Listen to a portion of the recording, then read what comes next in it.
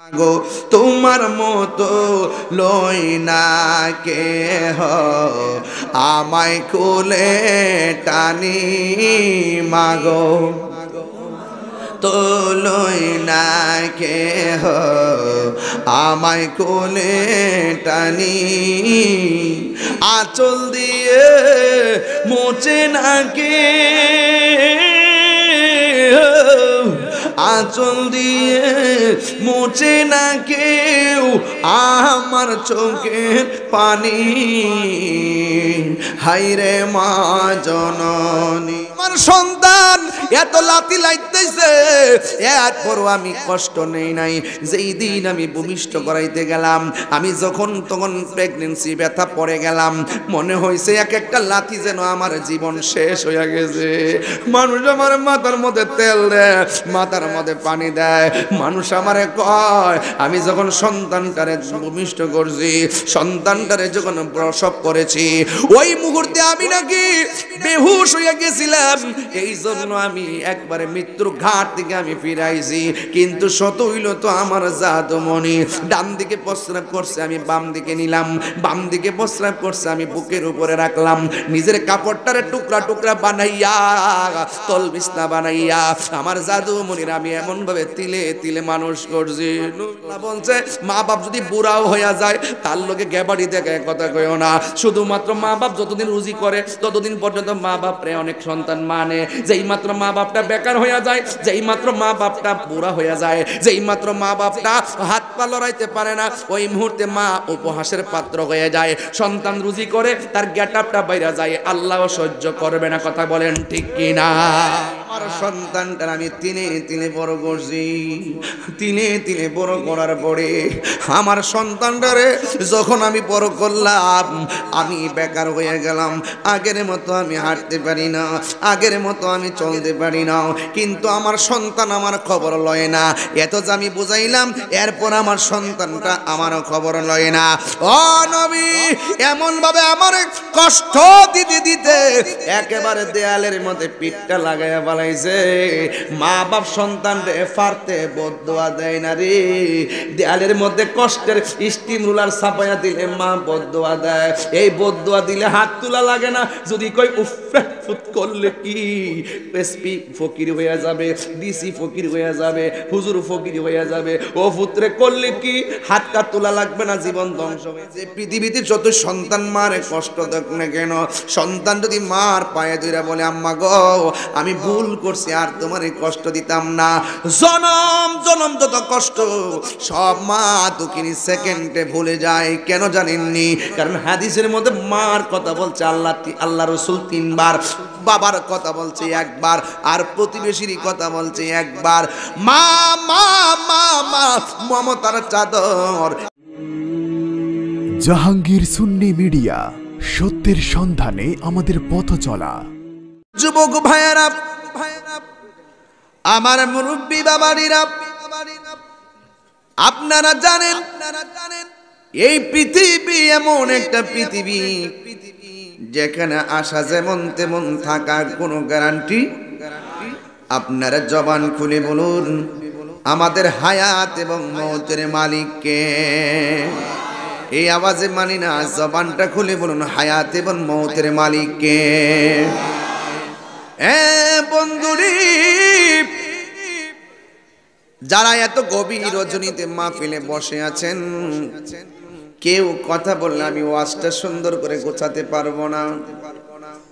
আমার আল্লাহ ডাক দিয়ে বলে, পৃথিবীর মানুষ, আমি আল্লাহ তোমারে বানাইছি একমাত্র আমার গোলামি করার জন্যে। নামাজের মাধ্যমে যারা গোলামি হয়, রোজার মাধ্যমে তারা গোলামি হয়, যাকাতের মাধ্যমে তারা গোলামি হয়।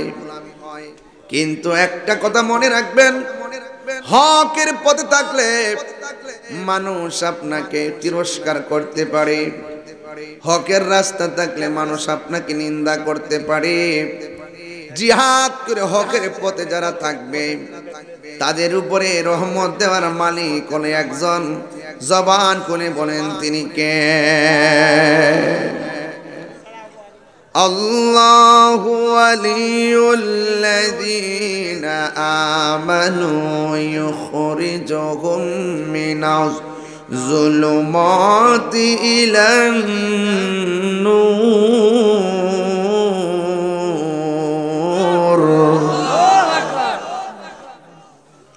আপনি যদি আপনার অন্তরে যদি আল্লাহর ভয় রাখেন, ডানে বিপদ, বামে বিপদ, সামনে বিপদ, পিছনে বিপদ, আপনার অন্তরে যদি আল্লাহর ভয় থাকে, এই অন্ধকার থেকে আলোর পথে নিয়ে যাবেন একজন। জবান খুলে বলেন তিনি কে?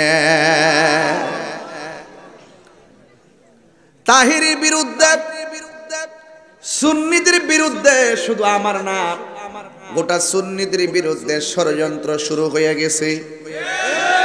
মাজারের মধ্যে আগুন লাগাইছে, মসজিদের মধ্যে আগুন লাগাইছে, দরবারের সব গরু ছাগল যা আছে সব চুরি করে লইয়া গেছে। শেষ পর্যন্ত ব্যক্তিগত অ্যাটাক শুরু করছে। সুন্নিরা রুখে দাঁড়ায় গেলে আপনাকে আমাকে কেউ কিছু করতে পারবে না। বিনিময়ে সবাইকে ঐক্যবদ্ধ হওয়া লাগবে। কথা বলেন ঠিক কিনা?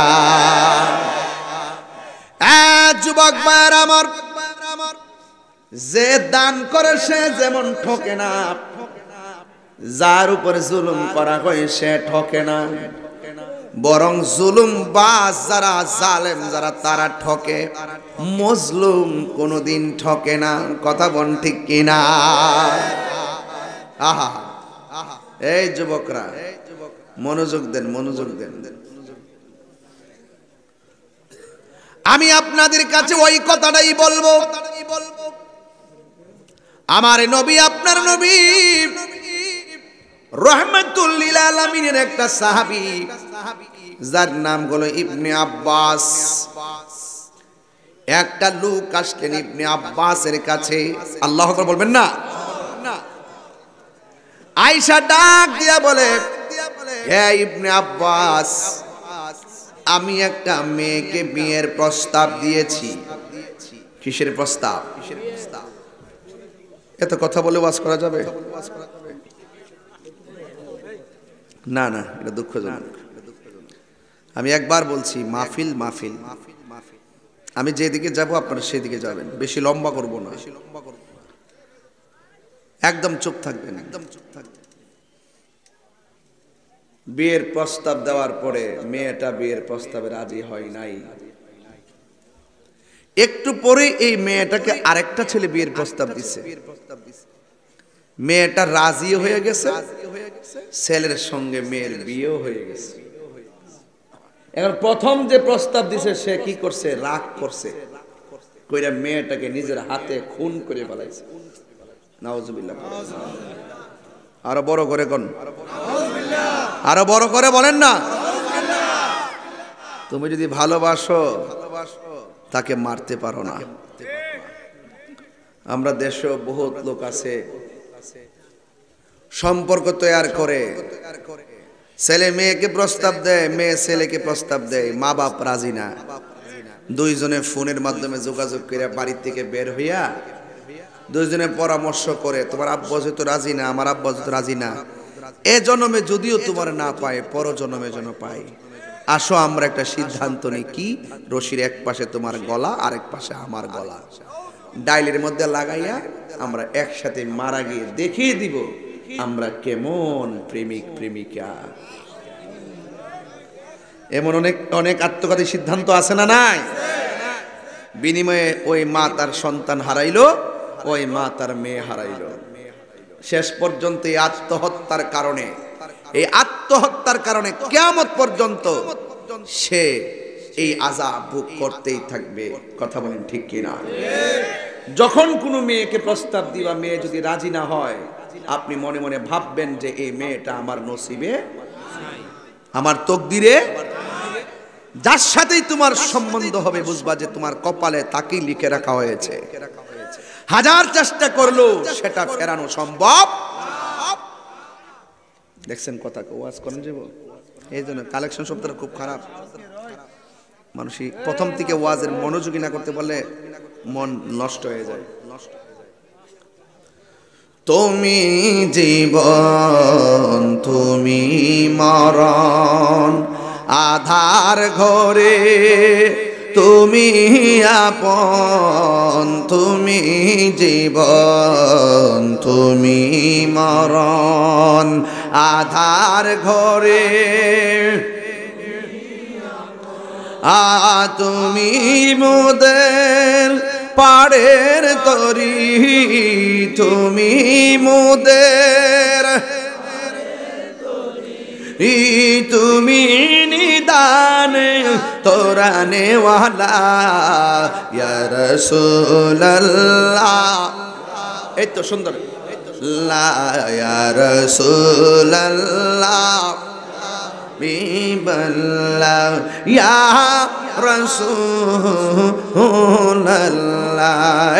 তুমি মোদের আশার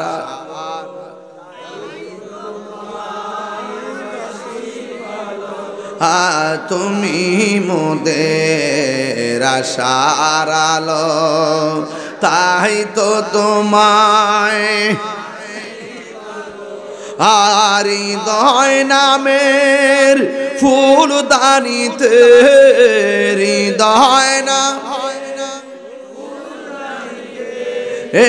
গেতে রেখেছি প্রেমের মালা ইয়া রাসূলুল্লাহ বাল্লাহ ইয়া রাসূলুল্লাহ ইয়া হাবিবাল্লাহ ইয়া রাসূলুল্লাহ। একটা জবান বন্ধ রাখবেন না, হায়াত এবং মৌতের মালিককে। হায়রে ও যাত্রাপুরের বাবা, এই মেয়েটাকে মাইরা যাইয়া নবীর সাহাবীর কাছে গিয়ে দাঁড়ায় গেল, যাইয়া ডাক দিয়ে বলে, ইবনে আব্বাস, আমি একটা মেয়েকে বিয়ের প্রস্তাব দিয়েছি, মেয়েটা বিয়ের প্রস্তাবের মধ্যে রাজি হই নাই, আরেকটা ছেলে মেয়েটারে আমার সামনে বিয়ের প্রস্তাব দিল, এই মেয়েটা বিয়ের প্রস্তাবে রাজি হয়ে গেল। শুধুমাত্র রাজি নয়, এই মেয়েটার সঙ্গে ছেলেটার বিয়ে হয়ে গেল।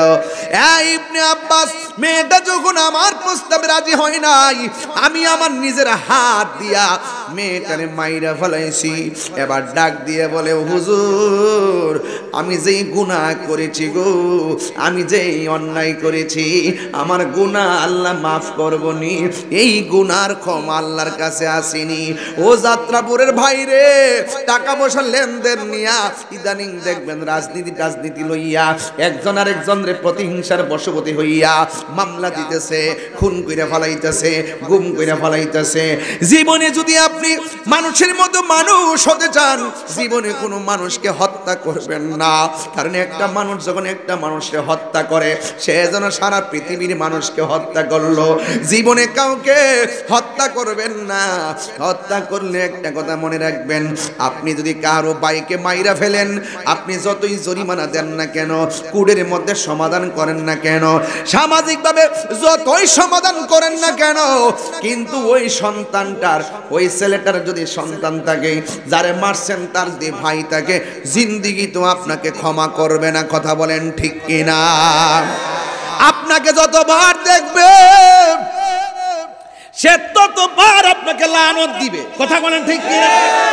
তার সন্তান আপনাকে যতবার দেখবে ততবার আপনাকে লানত দিবে। এই জন্য জুলুম করে কেউ টিকে থাকতে পারে না রে। এবার ছেলেটা ডাক দিয়ে কে, হুজুর, আমি যে মেয়েটারে মাইরা ফেলাইছি, আমার কোনো ক্ষমা আসেনি গো। আমার নবীর সাহাবী ডাক দিয়া কয়ে, পাগল, আমি তোমার কাছে জানতে চাই তোমার আম্মা জিন্দা আসেনি? ছেলেটা ডাক দিয়ে বলে, আমার আম্মা জিন্দা নাই। এবার আমার নবীর সাহাবী ডাক দিয়া কয়, তাইলে তুমি আল্লাহর কাছে তওবা করো, আল্লাহর কাছে গুনাহ মাফ চাও। আল্লাহর কাছে গুনাহ মাফ চাইলে আল্লাহ এমন আছে তোমার প্রতি সদয় হতে পারে।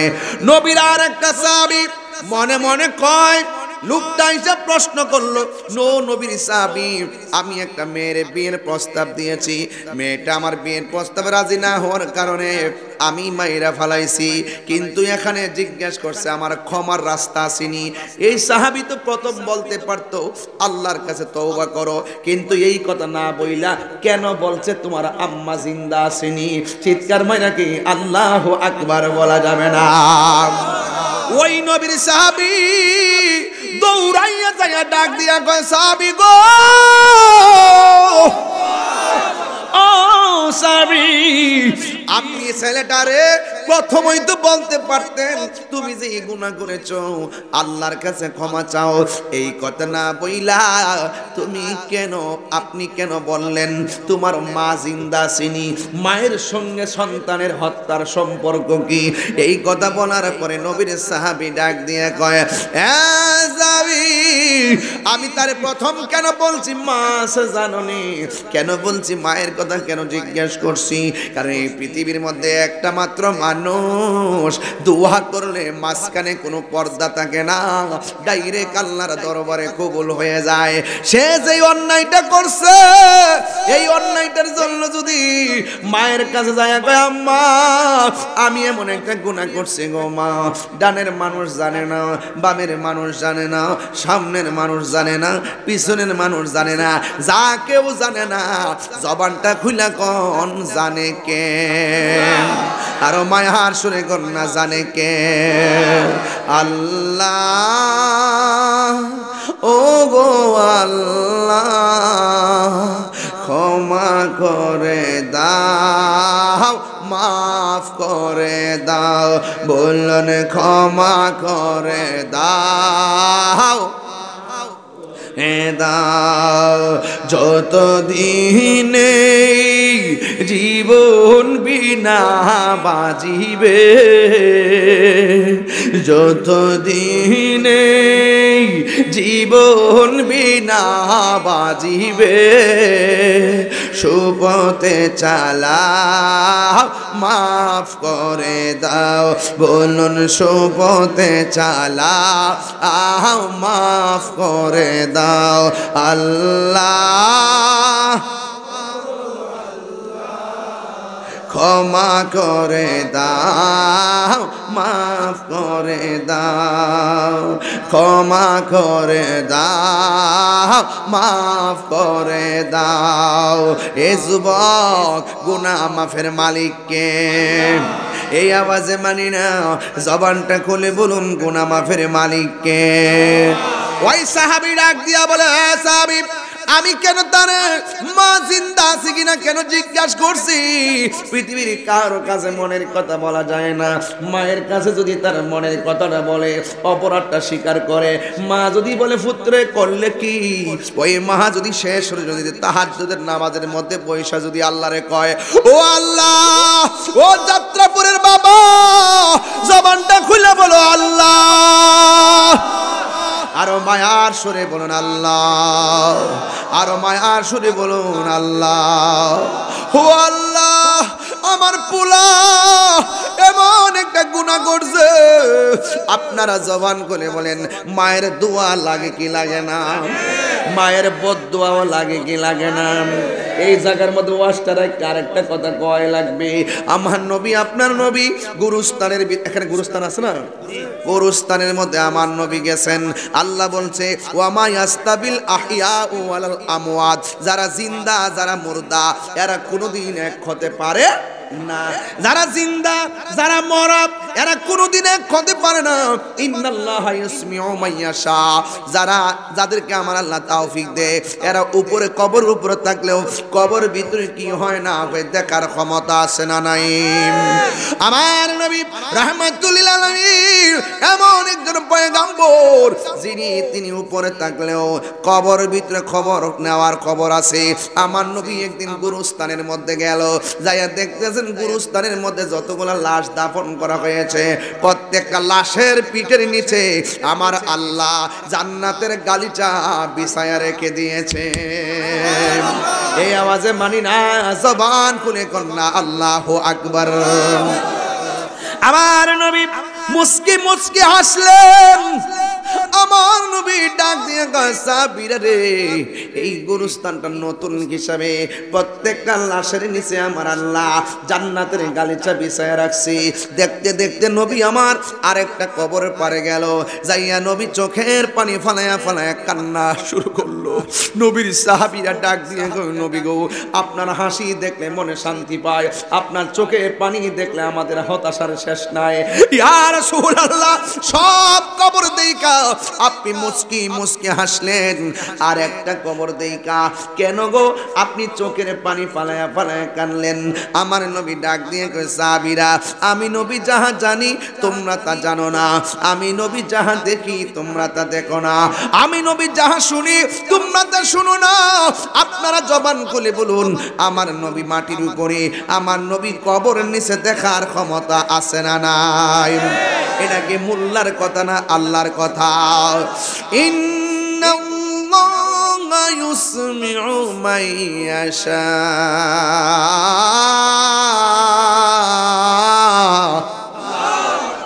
নিশ্চয় আমার আল্লাহ রাব্বুল আলামিন কাউকে কাউকে কবর আযাব দেওয়ার সুযোগ দেয়, যেমন আমার নবী সব কিছু দেখতেন। দেইকা ডাক দিয়া কই সাহাবীরা, আমি কেন হাসছি তোমাদেরকে বলেছি, কিন্তু কেন কান্না করি তোমাদেরকে এখন বলা যাবে না। তাড়াতাড়ি বাজারের মধ্যে যাও, বাজারের মধ্যে যায় সুন্দর করে মাইকিং করে দাও যে এই গুরুস্থানের মধ্যে কার কার আপনজনদের লাশ শুয়ানো হয়েছে। এই যাত্রাপুরের মানুষ, গুরুস্থানের ভিতরে আজ থেকে প্রায় 20 বছর আগে আপনার দাদারে শোয়াই দিয়েছেন, দাদার কবর ভাঙ্গা পড়ে রইছে, কবরটা বিলীন হয়ে গেছে, এখন আর আগের কবর খুঁজে পাওয়া যায় না। মা কবরে শুয়ে আছে, মার কবরের পারে আমরা যাইতে পারি না, দাদি কবরে শুয়ে আছে, দাদির কবরের পারে যেতে পারি না, নানা নানি পড়ে আছে, নানা নানির কবরে যাইতে পারি না। আমার নবী আপনার নবী ডাক দিয়ে কয়, ও সাহাবীরা বাজারের মধ্যে যাও, বাজারের মধ্যে যাই একটা এলান করে দিবা এই গুরুস্থানের ভিতরে কার কার আপনজনদের লাশ দাফন করা হয়েছে, সবাই যেন আপনজনদের লাশের কবরের পারে এসে দাঁড়ায়া যায়। সবাই যাইয়া এলান করে দিল, রাহমাতুল লিল আলামিন সুন্দর করে ঘোষণা করে দিলেন। নবীর ঘোষণা শুনি না সবাই গুরুস্থানের মধ্যে লাইন ধরে এসে গেছে, সন্তানের পাশে মা দাঁড়ায় গেছে, সন্তানের পাশে বাবা দাঁড়ায় গেছে, ভাইয়ের পাশে ভাই দাঁড়ায় গেছে, স্বামীর পাশে স্ত্রী দাঁড়ায় গেছে, এতিমের মতো কইরা কবর পাড়ের মধ্যে সুন্দর করে দাঁড়ায় গেছে। আর সাহাবায়ে কেরাম অপেক্ষা করতেছে। নবী আমার সব কবর দেখে হাসলেন, একটা কবর দেখে নবী কেন কানলেন? এই কবরটার রহস্যটা কি? এই কবর রহস্য আমার নবী জানে কি জানে না? আমার নবী তাকায় রইছে, এই কবরের পারে কে আসে দেখতেছেন। একটা বুড়া মহিলা, লাঠি বড় করে করে হাঁটতে পারে না, কোমরটা বাঁকা। নবী আমার অর্ডার দিছে, নবীর কথা মানতে যাইয়া দৌড়াইয়া লাঠি বড় কইরা গুরুস্থানের ভিতরে যখন ঢুকে গেছে, ওই মুহূর্তে সাহাবায়ে কেরাম কয়, ওই যে মহিলাটা ওই কবর পরে আসতেছে, যে এই কবরটা দেখা আমার নবী চোখের পানি ফেলে কান্না করেছেন। ইন দি মিন টাইমে মহিলাটা লাঠি বড় কইরা ওই কবরের পরে যখন দাঁড়াইছে, আমার নবী আপনার নবী রাহমাতুল লিল আলামিন ডাক দিয়া বলেন, ইয়া রাসূলুল্লাহ ইয়া হাবিবাল্লাহ।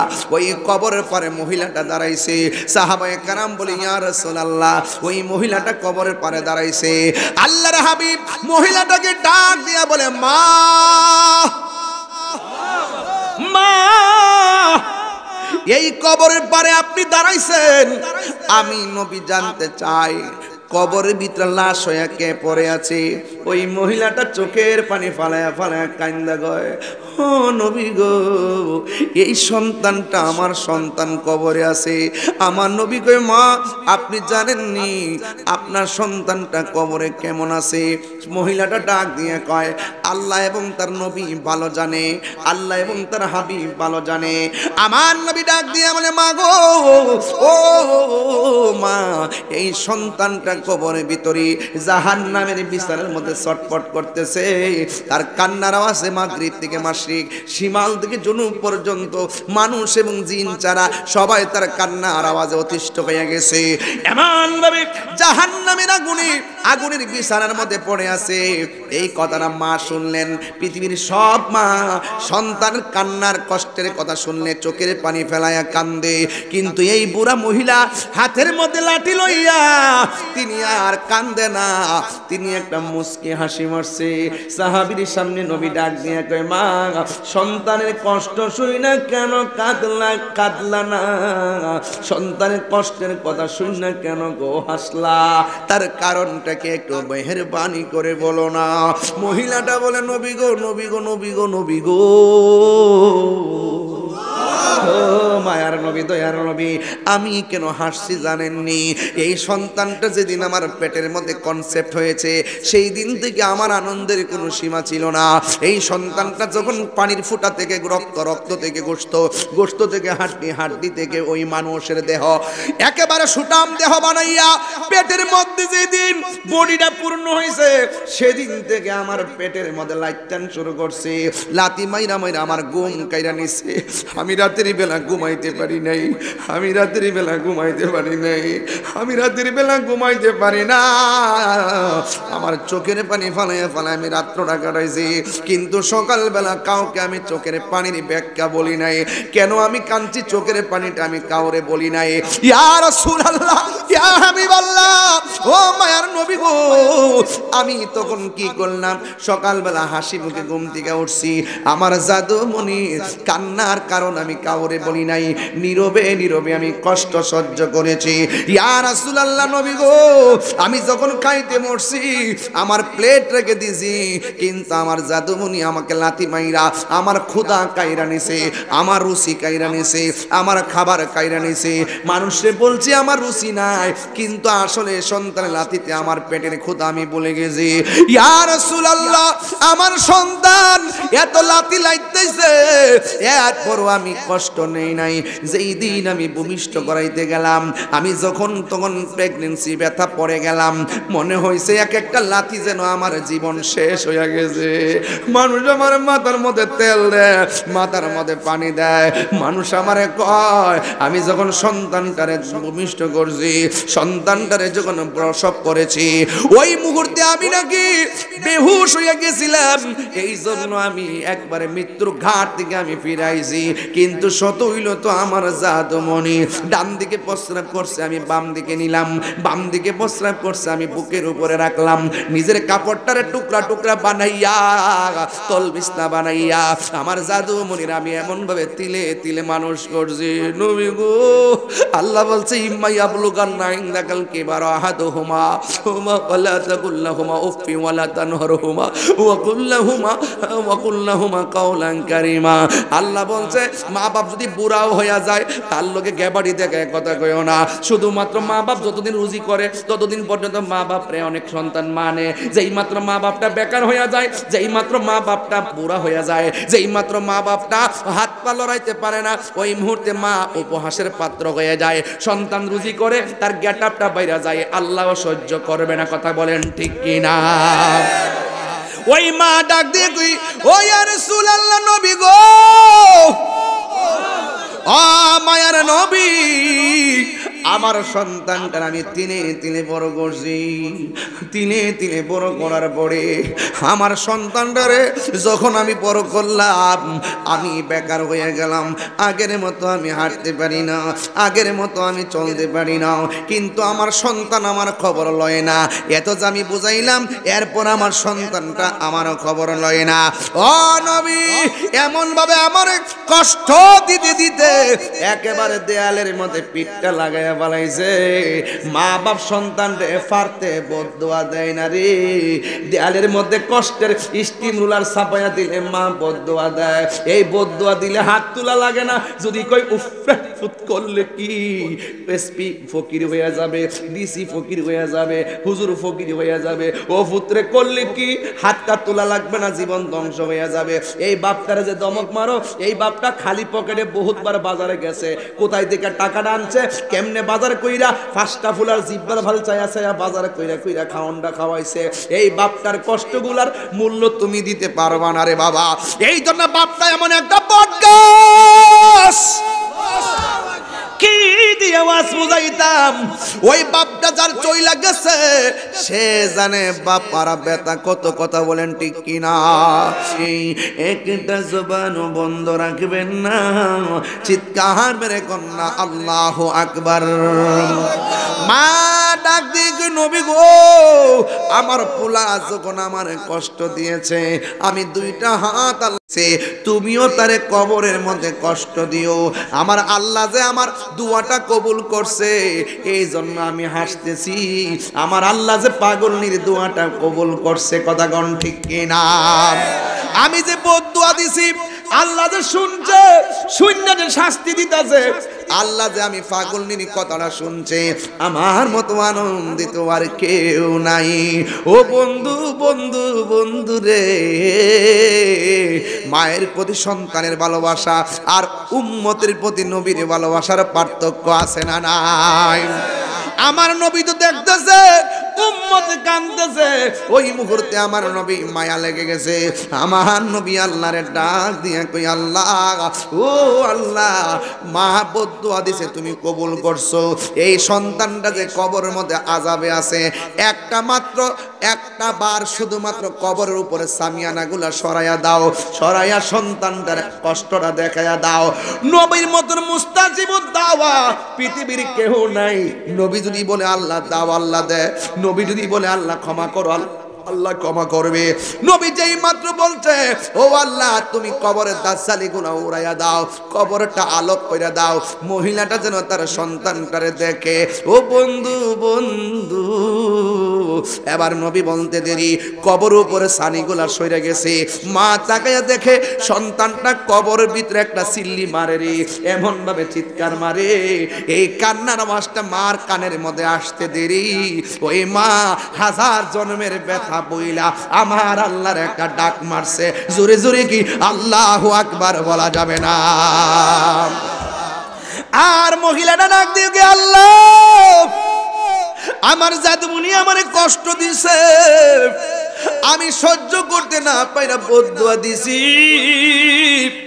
তুমি কবুল কইরা যে এমন ভাবে তারে শাস্তি দিবা আমি জীবনেও কল্পনা করি নাই। আমার জাদুমণিরে যে এমন ভাবে তুমি কষ্ট দিবা আমি ভাবি নাই। ও আল্লাহ আমার সন্তানটারে তুমি মাফ কইরা দাও।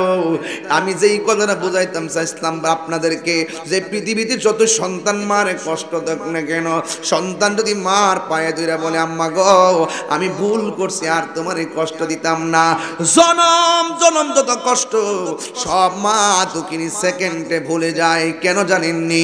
কারণ হাদিসের মধ্যে মার কথা বলছে আল্লাহ রসুল 3 বার, বাবার কথা বলছে 1 বার, আর প্রতিবেশীর কথা বলছে 1 বার।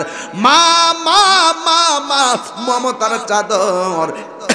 এই জন্যই আমি প্রায় মাহফিলে বলি, মা গো তোমার মতো লই না কেহ, আমায় কোলে টানি মা গো তো লই না কেহ, আমায় কোলে টানি, আঁচল দিয়ে মোচে না কে, আঁচল দিয়ে মোচে না কেউ আমার চোখের পানি, হায়রে মা জননী আমার। সবাই মহব্বতে বলেন হায়রে মা জননী আমার, হায়রে মা জননী। এ যুবক আজকে বাড়িতে যাওয়ার পরে মাকে সালাম করে বলবো, আম্মা জীবনে যত কষ্ট দিছি মেহেরবানি করে যাত্রাপুর মাহফিল থেকে নিয়ত করেছি আর কোনোদিন আপনাকে কষ্ট দিব না। যুবক বাড়িতে যাইয়া ফজর আজানটা হওয়ার পর মোবাইল চালায় চালায় ঘুমাইও না, ফজরের নামাজটা পড়া ঘুমায়া যাইবা, চলন্ত পথে থাকলে গাড়ির মধ্যে নামাজটা পড়ে ফেলাইবা, নামাজ জন্মা গেলে ঘরের মধ্যে যাইয়া নামাজগুলো ঠিক মতো পড়ে ফেলাইবা। ওয়াজ শুনলে লাভ হবে না, ওয়াজটা আমল করা লাগবে। কেউ যদি কোরআনের বিরুদ্ধে কথা বলে, কেউ যদি নবীর বিরুদ্ধে কথা বলে, আর আপনি যদি চুপ করে ঘরের মধ্যে বসে থাকেন, আপনি হবেন বোবা শয়তান। আপনাকে প্রতিবাদ করতে হবে, এটার নাম হলো ঈমান। ঠিক কিনা? হাত তুলে বলো ঠিক কিনা বলো।